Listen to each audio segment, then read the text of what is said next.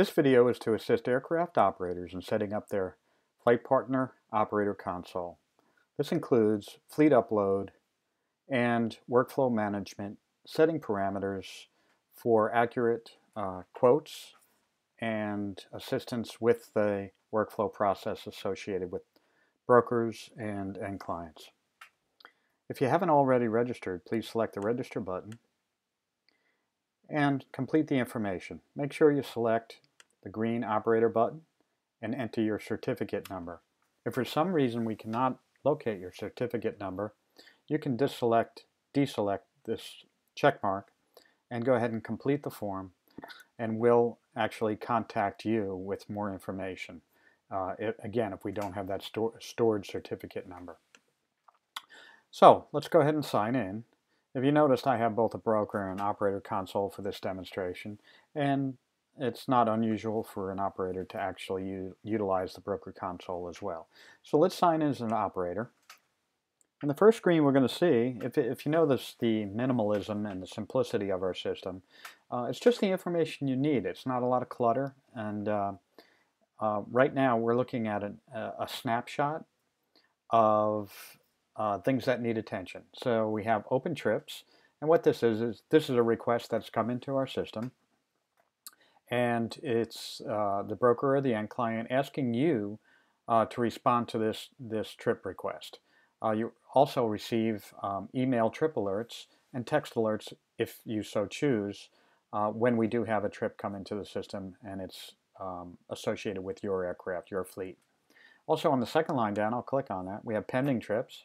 So what this is a trip that's come from the broker side. You've accepted the trip, and now we're completing the payment process, and we're going to talk a little bit about that more later on. This is a demo system, so I don't have upcoming trips, but should you have an upcoming trip that's been sold, basically a closed charter sale, it will show in this box. Expired requests, this is a demonstration system, so that number is going to be high. And decline, again, just for the demonstration part, we're going to have some numbers in there. So before we actually get into creating a quote and seeing how the workflow process occurs, let's go over to the Fleet tab and talk about how we upload aircraft. So you can see right now I just have one aircraft in here. This is my demonstration aircraft. It's a Lear 35.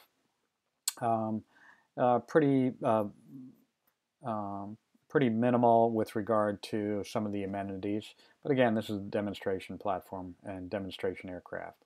If we go to the pricing, I've set some of the pricing in here, and not too much attention to the numbers. Again, this is a demonstration aircraft. And we're going to talk about each one of these. Gallery, and again, you can see we can upload our imagery very easy, and we're going to go through one of those.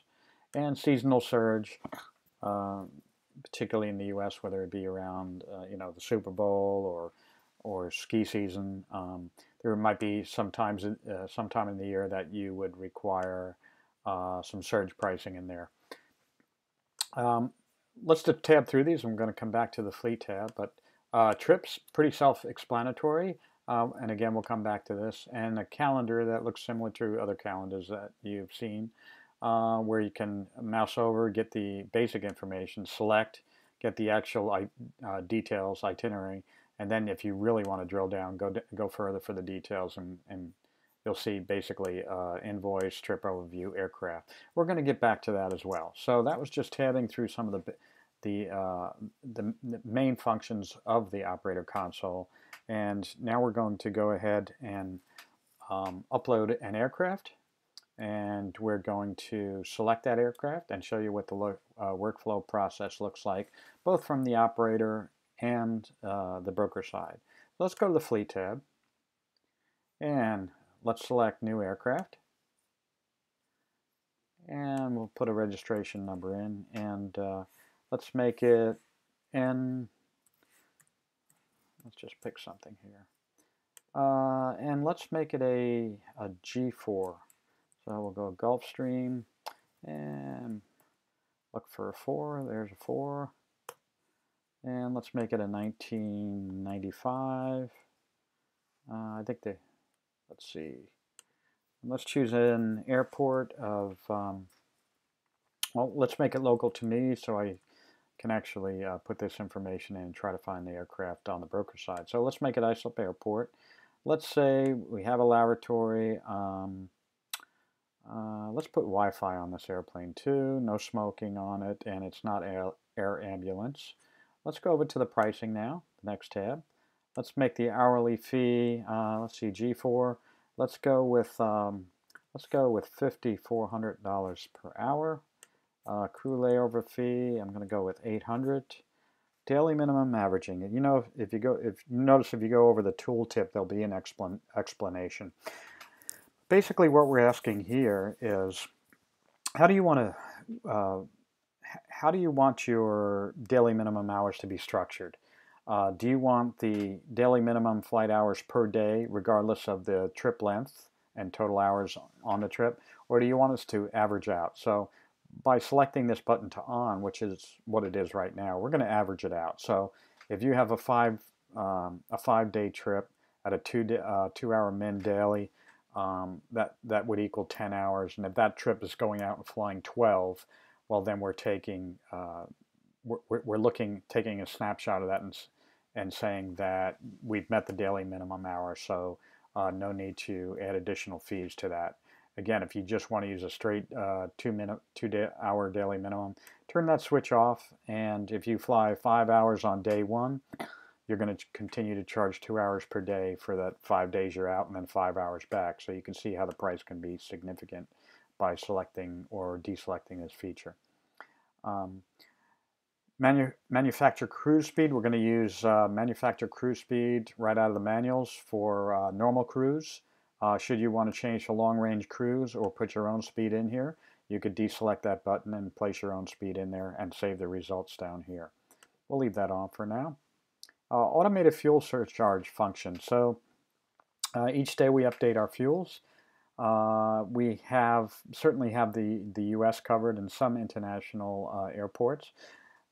By using this function, and again it's on right now, we'll know the fuel charge at your departure aircraft, the fuel charge per gallon at your destination aircraft. We'll know the fuel burn on the aircraft, and we're going to calculate the difference. So if you're burning 500 gallons of fuel, and at your destination the fuel is $1 more than your departure point or contract fuel at your departure, then that's a $500 fuel surcharge, and we'll do that automatically by having this button selected to on. Again, part of that is using the FlightPartner fuel price data. However, if you have contract fuel at your location, you could deselect that switch, put in your contract fuel price at your departure point, and we'll do the calculation based on that contract fuel price. We're just going to leave that on right now and do the averaging on that. One-way pricing optimizer. Again, if you there's a tooltip here. If you mouse over, you'll see an explanation. But what this one-way pricing optimizer is, as we know in the industry, let's say you had a New York, South Florida one-way request. We're gonna price that as round trip, or we're going to price that to be competitive on that one way and assume the risk of selling that aircraft back from South Florida up to New York. Well, what we've done here is you can discount that return flight. So if we were to put 30% in here, let's say the round trip was $20,000 on a light jet, New York, South Florida. If we discount that second leg by 30%, that'll be $10,000 down and $7,000 back, because we're discounting that $10,000 leg by 30%. So your price comes up to $17,000. Now that would be advantageous if you're pricing against somebody that is doing full round trip pricing. So again, that's a way to be competitive. Have your search results bubble to the top. As far as pricing goes, mitigate your risk at the one-way destination, because of using that same scenario, you would only have to sell, your risk is $3,000 to recover the full amount. So if $3,000 to make up on that south to north trip, but it's even more likely, especially on some of the common routing, that you could sell that at a one-way pricing value. So that would be $10,000. So if you think about it now, you've just made $27,000 on that trip. So again, that could make a significant difference in how competitive you are. Empty leg maximum wait time. This can be adjusted basically on the fly. So if you only want to wait 1 day, put 1 in there. And we're actually probably going to break that down to hours. But right now it's just a matter of days. So if you're going to sit, in that case, in South Florida for 1 day and wait for that empty to sell, you would put a 1 in there. We have it defaulted to 2 days. So let's see, we've got that filled out. We've selected a lot of the automated features. I'm going to save this aircraft. Okay, so now we see it saved on the left, but it looks a little bit different than this one because it doesn't have the imagery uploaded yet. So let me go ahead and select that G4. Here's the information we just uploaded. Okay, here's our pricing structure. Our gallery, we see we don't have the imagery, but let's go ahead and upload the imagery now. So on my desktop, I should have some generic G4 pictures. Let's see, desktop, and let's find G4. Okay, G4, and we have an exterior shot. Let's go ahead and pull that in. And you can see I have the demo sign on it, but we can go ahead and crop the picture right in this window. That looks pretty good there. I'll hit the green button to upload it. And now you see the picture's been uploaded. And I'll go ahead and do that a couple of more times. I'll get my interior shot in. Interior. And I'll push that up. And now we have the 2 pictures in there, as you see. We could also delete them. The red box around there, I could delete this photo. What do we have? We have seating chart here. Let's put a seating chart. Okay, and the resolution on that is not too good on that seating chart, so I'm not going to push that one up. So you can see we've uploaded our image gallery, and now if we just refresh this, we can see that we have the imagery associated with that aircraft coming up now. So there's our aircraft, our basic, our pricing, our gallery has the imagery, and seasonal surge if we so wish to put that information in there. Okay, so we basically have uploaded an aircraft in our fleet. If you are a user of Rockwell Collins FOSS Air Inc., we actually can pull the aircraft into the system, but if not, you can manually upload your aircraft, upload your complete fleet in here. Even with the FOSS system, the imagery will have to be added, but we could actually streamline the process and save you a little bit of time. Okay, so what we want to do now is we want to show the workflow process. We've uploaded an aircraft. We've made that aircraft visible to the B2B air charter community, and I am going to just switch hats for a moment and go over to the broker console. So this is our broker console. This is what the broker is seeing, and again, it's an opportunity for operators to also, basically subcontract out trips that come into them that they don't have the aircraft availability for. So what I want to do actually is try to target the aircraft that we just uploaded. But let me just, before we do that, I'll give you a basic look at how this process works. So we'll select a local airport here, and let's go down to Opelika, and we'll return the following day. I'll just leave 2 people in there and do a very basic search without any filters. And you can see our selections come up. This is my demo aircraft, so the number might be a little low on that. But if you select any of these, we can look at the imagery. Okay, it's a very rapid workflow system on the broker side. If you're looking at the right panel here, we're building this trip at the click. So very rapid trip quote build. But in this case, we want to try to find that Gulfstream that we just uploaded. So let's go to advanced options. First of all, let's put more people on there. And let's go to advanced options. I know we put 1995 in there, so I'm going to select don't show me any aircraft older than 1990, and only show me large cabins. That'll narrow it down to the Gulfstream and the Globals. And let's see, we'll leave the Argus rating as is for now. Let's do a search and let's see if we can find that Gulfstream. Okay, this looks like this is the Gulfstream we just uploaded. So I would select, and this is the imagery we just uploaded. Okay, so I select, and we're doing a rapid quote build on the right side. Again, we just arbitrarily put those numbers in there. We're going to want to refine your numbers as an operator. But I can actually go ahead and complete this because it is a test aircraft that I put in there. You can see some of the broker parameters that they put in. And we're going to go ahead and send this request. And now you can see it's been sent to the operator. Well, the operator is us in this demonstration. So again, let me switch hats. There's my trip alert coming up in my email. Let me go ahead and switch back over to the operator console. And now you see we have 2 open requests, where before we had 1 open request. And if we look, we can switch between these. If we look at the open request, there's that Opa-locka trip. And there's the aircraft that we uploaded. So let me go ahead and click on that. And you see it's an action required on my part as an operator.